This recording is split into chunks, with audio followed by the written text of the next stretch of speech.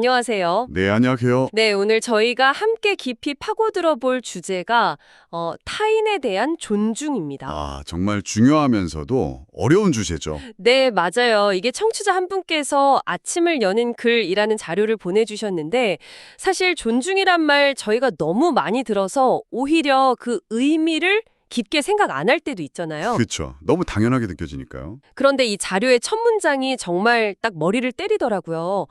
내 옆에 있는 사람, 소중한 사람입니다.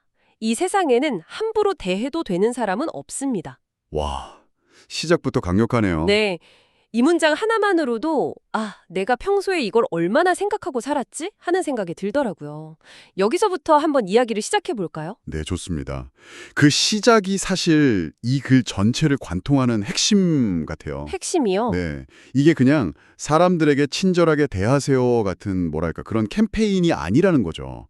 모든 이야기의 그 뿌리에 모든 사람은 누군가의 귀한 자녀다라는 아주 근본적인 전제를 깔고 들어가더라고요.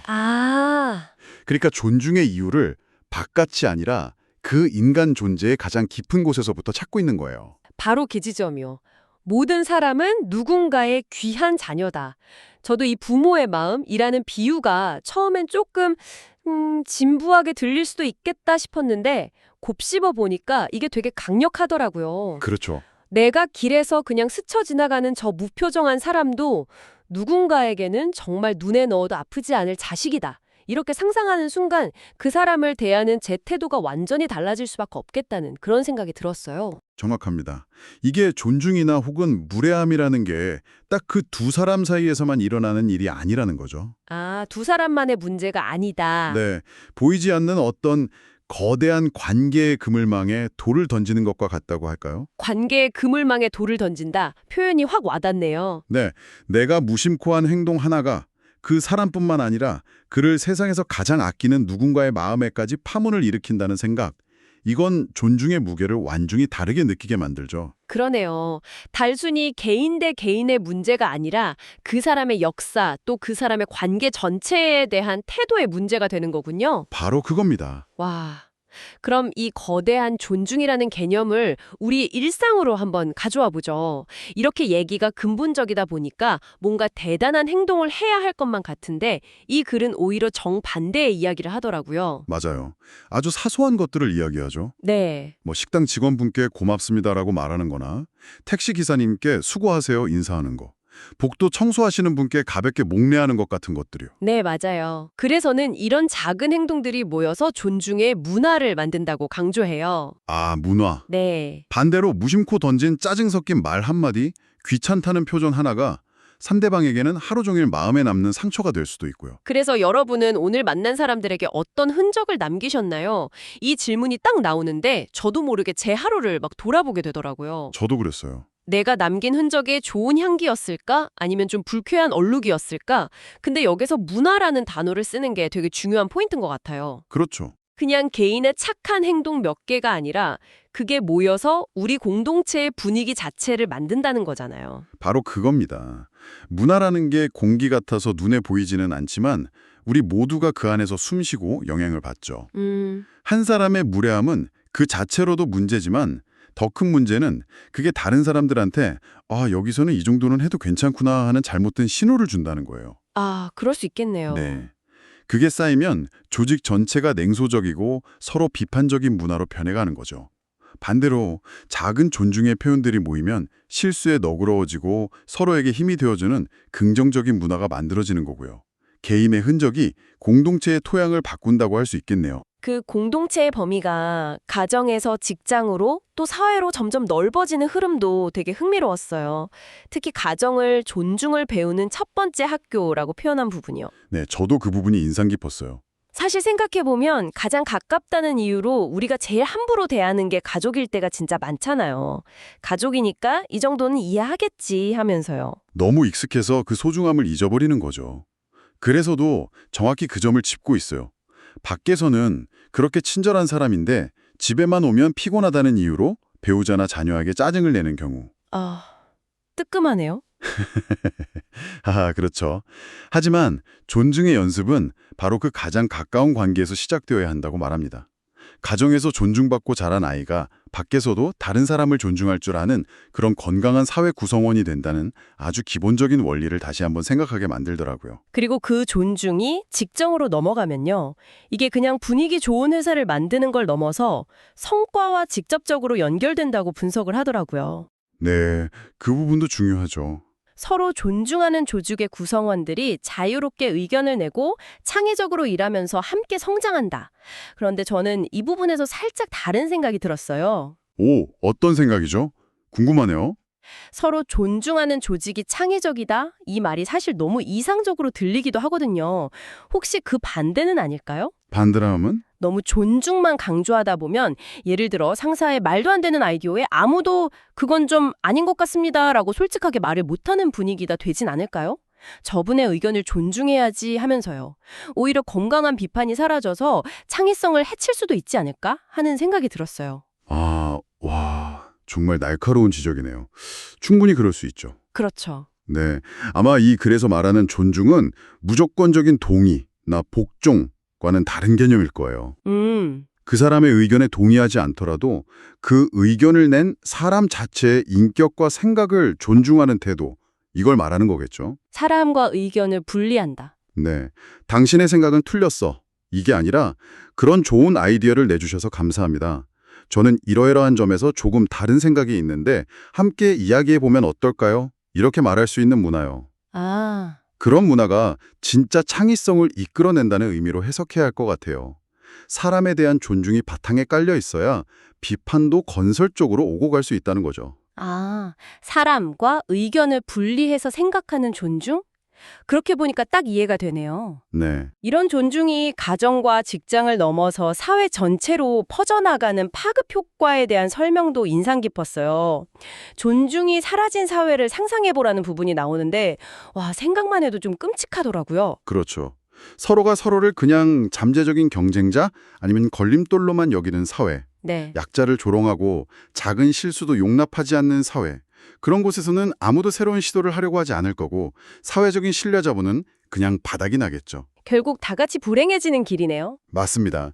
이 글이 존중이라는 개인적인 태도의 문제를 결국 우리 모두의 생존이 걸린 사회적 자본의 문제로까지 확장시키는 아주 중요한 지점이라고 할 수 있습니다. 그럼 이렇게 중요한 존중의 본질은 뭘까 궁금해지는데요. 글에 나온 비유 중에 존중은 씨앗과 같아서 뿌린 대로 거둔다는 말이 있었어요. 네, 있었죠. 처음엔 이게 그냥 착하게 살면 복 받는다는 흔한 말처럼 들렸거든요. 그런데 글에서는 이걸 투자라고 표현하더라고요. 그 단어 하나로 관점이 확 바뀌었어요. 투자라는 표현이 핵심이죠. 네. 이건 그냥 내가 손해보면서 베푸는 어떤 도덕이나 시혜가 아니라는 거죠. 그렇죠.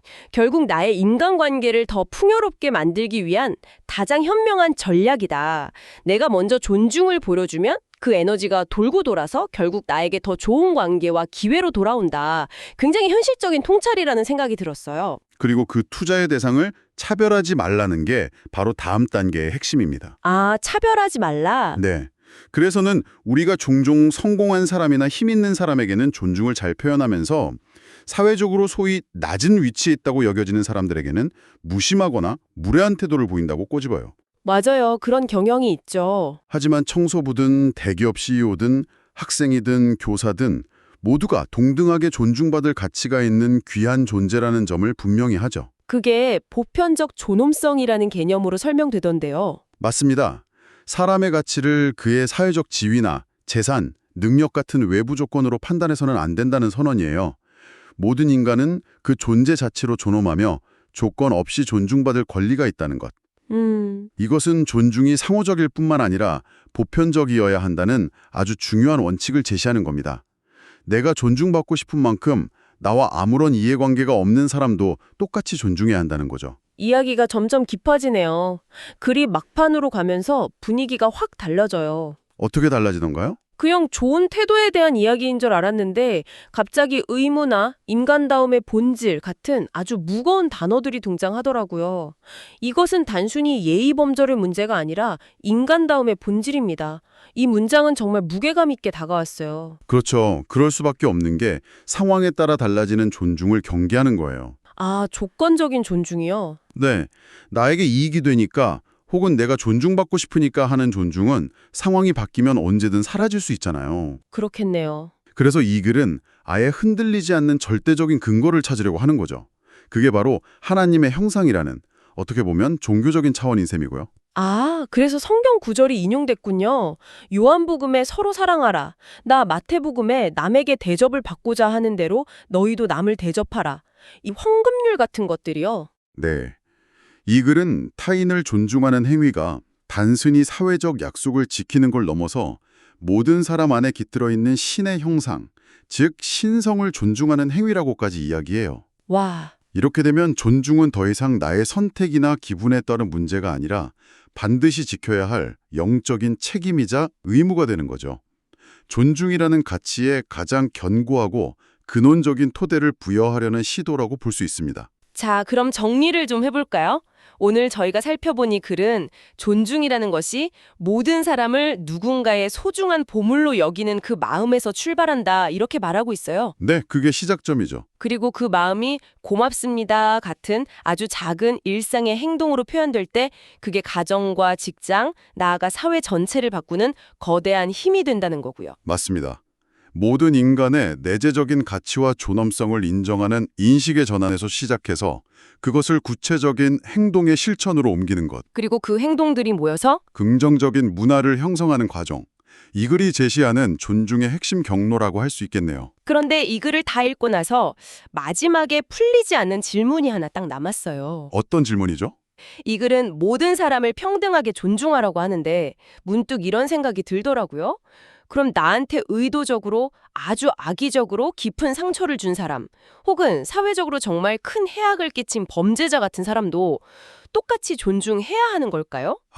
그래서 말하는 이 모든 사람이라는 존중의 범위, 그 경계가 좀 모호하게 느껴지더라고요. 정말 중요한 질문이네요. 그리고 이 글이 명확하게 답해주지 않는 부분이기도 하고요. 이게 아마 존중을 실천할 때 우리가 가장 현실적으로 부딪히는 딜레마일 겁니다. 맞아요. 정말 어려운 문제죠. 제 생각에 아마 이 글의 논리대로라면 그 사람의 행동은 명백히 비판하고 반대하고 또 그에 대한 책임을 물어야 하지만 하지만 그 사람 자체에 내재된 최소한의 인간으로서의 존엄성마저 부정해서는 안 된다고 말할 것 같아요. 예를 들면 법의 테두리를 벗어난 사적 제재나 조롱, 인격 모독은 하지 말아야 한다는 식으로요. 아, 행동과 존재를 분리해서 보는 관점이군요. 하지만 와, 그게 감정적으로 가능한 일일까 싶어요.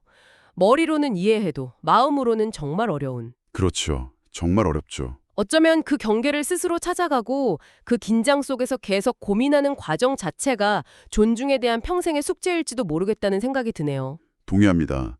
어쩌면 완벽한 답은 없을지도 모르죠. 다만 그 질문을 계속 품고 가는 것만으로도 우리는 존중의 의미에 대해 훨씬 더 깊이 이해하게 될 겁니다. 네, 오늘 청취자분께서 보내주신 자료 덕분에 존중이라는 익숙한 단어를 아주 새롭게 성찰해 볼 수 있었던 것 같습니다. 나를 해친 사람까지 존중해야 하는가? 이 묵직한 질문을 여러분께도 남겨드리면서 오늘 이야기 마무리할까 합니다.